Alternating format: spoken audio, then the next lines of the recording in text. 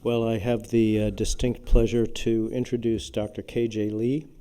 And in just, I know his career quite well and have been friends and learned from him and have been his mentor for many years. But I felt compelled to look over some of the documents that I had just to refresh my memory. And I found the term founded and led repetitively when I came to look at K.J. Lee. That is, he founded some organization or effort and then led it to a successful landscape. He did that, founded and led one of the largest ENT practices in the U.S. in New Haven with Dr. Yanakasawa, who recently has passed, and some other members in the audience. He's had also major impact on basically thousands of otolaryngology residents and fellows, trainees through his essential otolaryngology.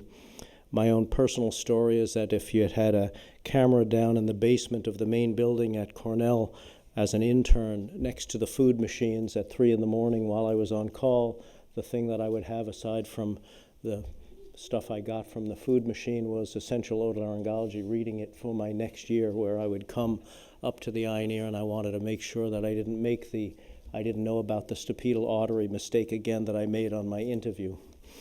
And it was K.J. Lee's book that I was looking at. He's also had a major impact as an international coordinator of the American Academy of Otolaryngology. In that role, interestingly, he followed Gene Myers, who was the founding international coordinator. And I would say basically the program was run on their frequent flyer miles, which you could fuel a small country on. Gene Myers' frequent flyer miles and KJ's frequent flyer miles. You could run a very large factory or small country on that. And then after that, he, like Gene, also became the American Academy of Otolaryngology Head and Neck Surgery president. My own story that I'll end with, because I could go on for some time, is when I met him right after I graduated at Mass Eye and Ear. He said, "Oh, well, you like the thyroid, right?"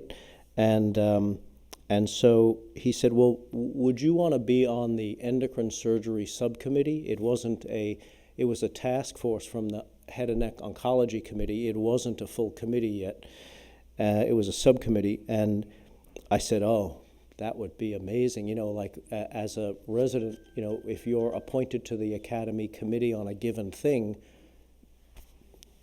you're the, that makes you an expert. You're on the Academy's committee for that. Now, he turned around as we were talking and reached for a phone, called someone. I don't really know if there was anybody on the line. But when he put the phone down, he said, "You're on the endocrine surgery subcommittee." And I thought, damn, I am the shit. That is so cool that he did that. Now, I don't know if he did it, but next Monday, whether he did it then or he called on Monday, but I was on that committee. And that was, in a very real sense, the beginning for me, that call. So as you have done for me, so you have done for many thousands of individuals. The meeting with KJ basically starts your career, as for me and for many of you. So KJ, we welcome you to the podium. Thank you.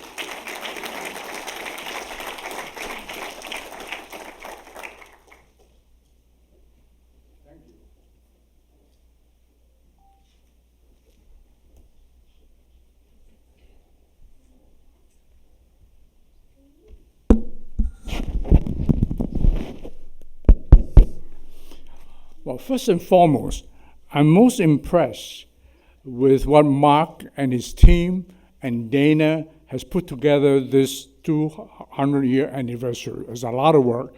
And Dana Griner, pay attention to all the details, keep you posted, and in a very warm way, not in a scolding way. Thank you, Dana. You did a great job.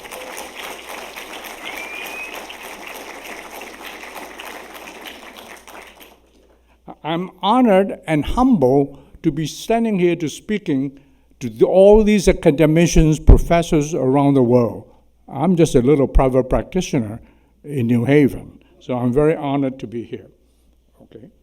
So now we have heard a lot of historical facts about Mass Eye and Ear. So now let's relax a little bit. We're getting towards the end, and we're going to have vignettes and humorous anecdotes. Now, somebody promised me to forward the slides for me. Is Dana, are you here? Yeah.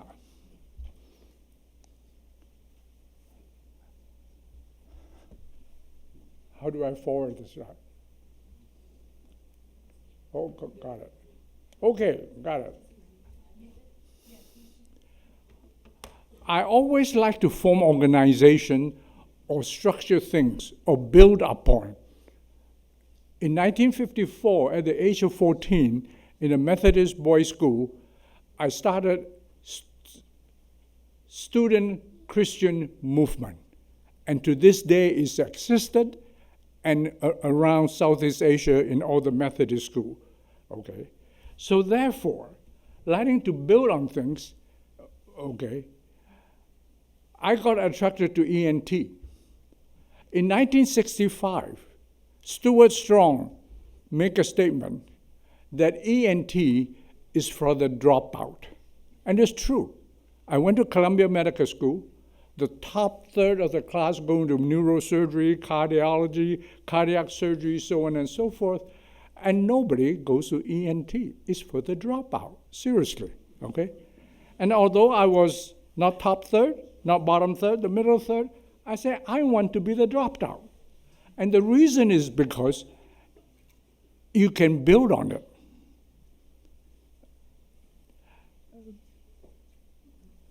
I appreciate the potential, at that time was a potential, depth and breadth of what ENT could be.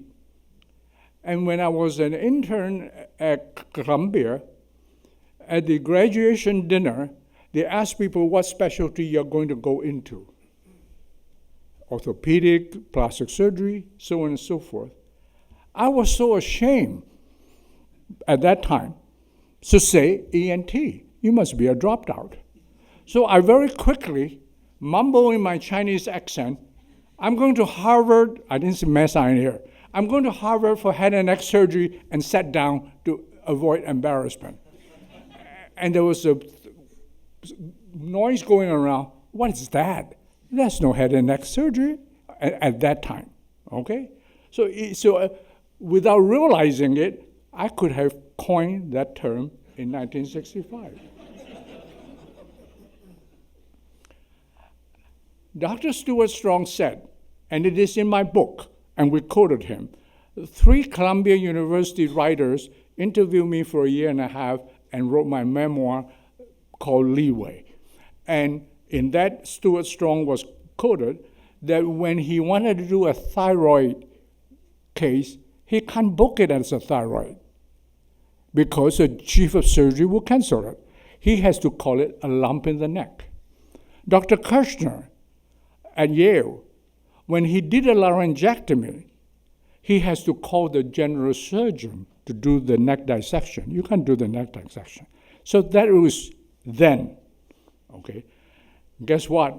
With people like all the professors that are our mentors, Joe Ogura, so on and so forth, ENT, head and neck surgery is this big as a big outdoors. Now we're going to make a little fun of a few people. Charlie Cummings. There was no in-service exam or home study course at my time, okay? So Charlie Cummings, my chief resident 2 years ahead, held morning breakfast lecture. And that was our basic science. Charlie Cummings all by himself.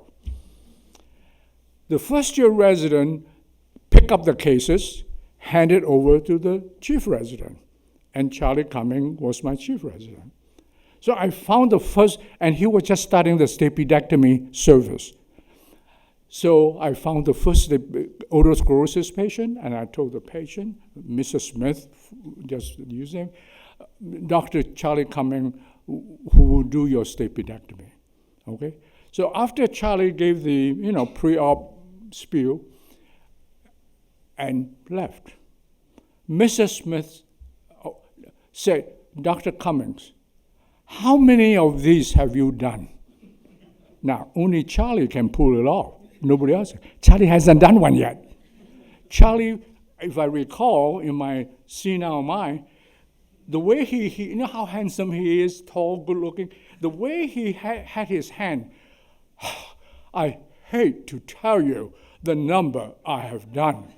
and exit. Okay? So Mr. Smith said, Dr. Lee, thank you so much for finding Dr. Cummings, who have done so many already. And I also quickly exit. My other chief resident was Mick Eberson. He wears size shoes 14, 16, great guy, gentleman. And he was the one who said and published that cholesteatoma doesn't destroy bone because of infection and mass action, but it produces an enzyme called collagenase, and it's collagenase that do the destructive thing of cholesteatoma. Unfortunately, at a triological meeting in Hawaii, he took a bicycle ride and was hit by a bus and passed away. Okay. I was going to Mass Eye for my interview. And my interviewer, first one, is Dr. Montgomery, and second one, Dr. Schuchner. Okay? So I walked in there, and this guy, casually dressed, he did not walk down the staircase. He slid down on the staircase, the railing. So I say, sir, I'm here to be interviewed by Dr. Montgomery. Where could I find him? And Dr. Montgomery, in his casual clothes, slide down the stairs. He said, I'm Dr. Montgomery. Okay. Dr. Schuchner, expert in Meniere's disease and many things. I was his resident at that time. And a patient with Meniere's disease, as we all know what Meniere's disease is, he told the lady, he put his hand, looked down with his handsome blue eyes and said, Mr. So-and-so, if you get so dizzy that you can't stand it anymore, then you call me and I will destroy your ear. A procedure called labyrinthectomy, which is destroy your ear. And he exit. So at 4:30, he usually have some peanut butter crackers, and he teach the resident. So at 4:30 that afternoon, I said, Dr. Schuchner, couldn't you have said it nicer so the patient wouldn't leave sad and cry? And he again looked down at me. He said, KJ, are you a voodoo doctor or you're a scientist? What is the treatment? And of course I stuttered. There's no treatment, so to say. He said that, I tell the truth, and I want you to always tell the truth with your patient. Forget about this customer service business. Okay? So he's no Montgomery, okay? Then we have Teddy Track. For those residents of my era, we don't go to bed without treating Teddy Track. Teddy Track has Oslo-Weber-Randall disease. He comes in every single night. I feel sorry for him. He must be upstairs now. He has a nosebleed every single night, 2 o'clock, 3 o'clock. So we all become expert on treating epistaxis because of our mentor, Teddy Track. Okay. We have residence quarters. And lunchtime, we gather there, eat our sandwich. And there was a very nice lady who keeps our resident quarters clean. And at least 2 days out of 5 days, she will walk around vacuuming our resident quarter, holding the plug in her hand. Seriously. And we all just watch. Anyway. Silverstein, my wife and I call him Silver Tube because he's so famous with all his tube, okay, is Schuchner's fair-haired boy, okay? All right. During an elevator ride from the first floor to the sixth floor. At that time, Mass eye only had sixth floor. With Shuknik and Gasik in a crowded elevator after lunchtime. Shuknik said, I have designed a special way of doing mastoid tympanoplasty, with his muscular flap, so on and so forth. And I've done over 1,000. I would wish some resident would write a paper on it. So hearing that, I took the elevator. They went up. I took it down. And then I took it back up again, knock on Shuknik's door. I said, I volunteered. He said, KJ, when we do study, we don't do chart study. We call the patients in and examine them and get an audiogram. And you cannot do this during your work hours because you have to be a resident. So if you are serious, we're going to have you work from 2 to 9 o'clock in the evening. I said, I'm up for it. And he really did. He hired a social worker, tracked down 1026 patients out of his many, and he said, I'll be with you. That's how hard Shuknik worked.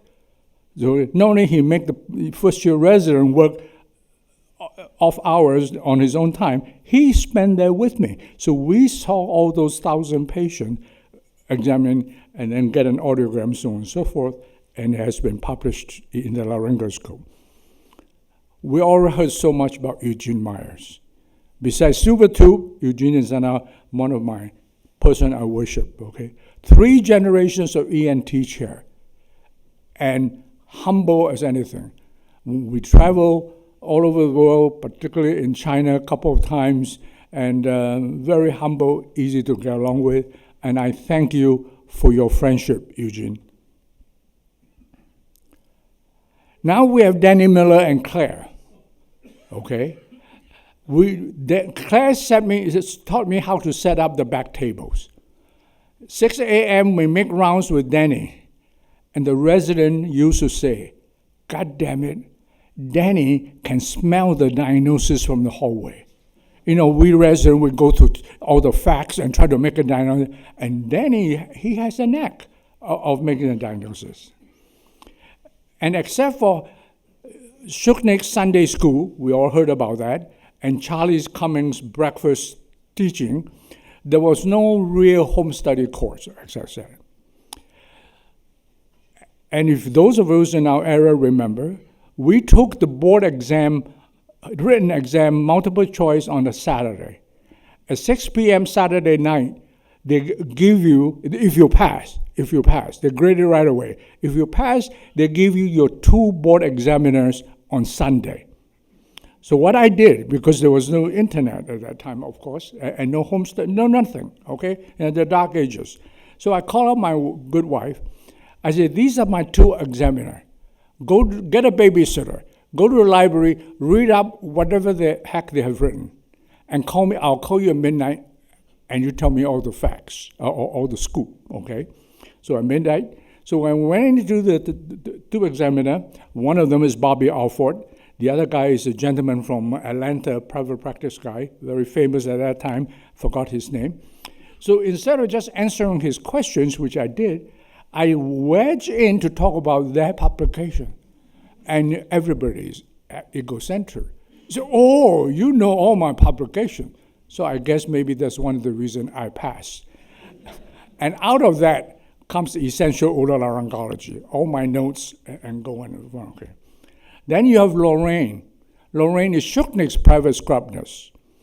And when I was the resident on the rotation with Shuknik, she was doing a snowblower and cut her finger off. So that instead of doing the scrub nurse, she taught me to be the scrub nurse. So I learned from Claire, Danny's wife, subsequently, how to set up the back table, and I learned from Lorraine how to be a scrub nurse. Joe Nadeau, which we're going to honor with the Lifetime Achievement Award in a few minutes, was at my home somewhere between 1974 and 76. He and his wife stayed at our house, and to go and watch the Harvard football game, somewhere there. And right then and there, I told Joe, you are going to be the next chair of otolaryngology at Mass Eye. And Joe, I still can see his smile. Right? When Joe smiles, he has a very affectionate smile. He smiled and shook his head and said, no way. There are other people that are going to interview outside.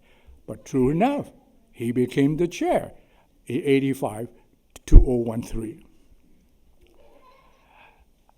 Now we are fortunate to have Dr. Vargas as our great and fearless leader and chair. Here we go. Enjoy the celebration tonight. I will be dancing. Thank you.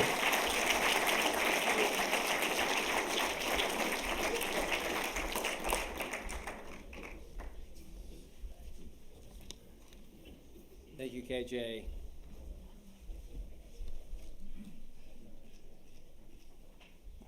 Thank you. If you like.